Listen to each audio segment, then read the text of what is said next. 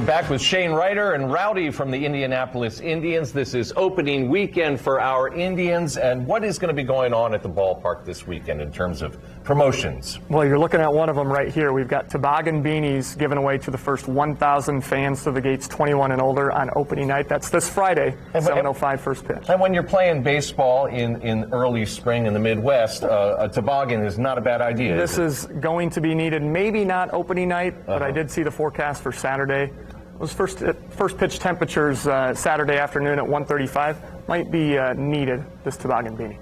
And what else is happening out at the ballpark this weekend? We've got an opening night weather guarantee, 60 degrees at first pitch. If it's below that temperature, all fans with an opening night ticket receive a ticket to another April home game of their choice. Then we go to Saturday, a rare occurrence where we play a day game, a Saturday afternoon at 1:35. That's Bike to the Ballpark presented by Sun King Brewery. You can head to the Sun King downtown location, bike with Mayor Hogsett and a couple hundred other bikers over to Victory Field for that afternoon affair. And then Sunday, kids eat free and a Not Whole Kids Club opening day. Lots happening. Now, as we were wrapping up the earlier segment, I threw it out there that you guys have an 8-foot-tall shortstop.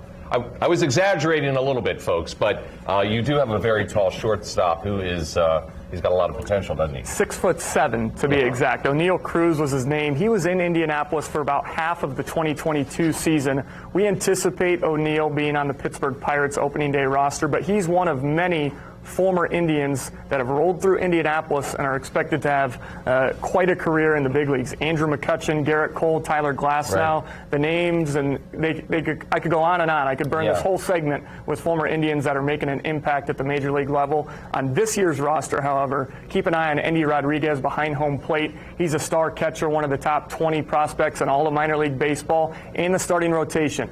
Quinn Priester, Mike Burrows, and Luis Ortiz, 1, 2, 3.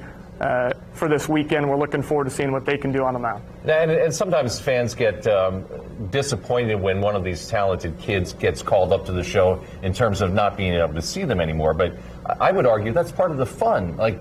It's like he's our guy, and now he's in the show, right? That's part of the minor league experience. They're not going to be here forever.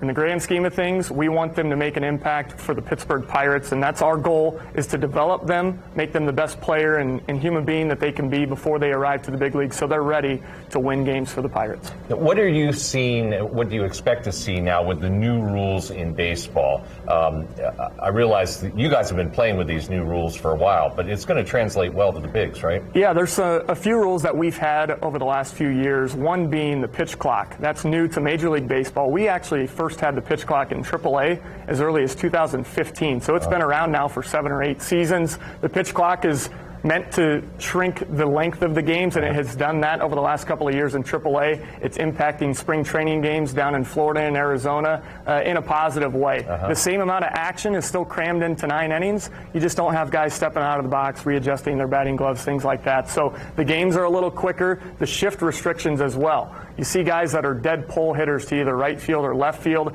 and teams, knowing their tendencies, they'll move guys to the other side of the infield, or they'll put a 4th outfielder out in left center to try and take away those would-be base hits.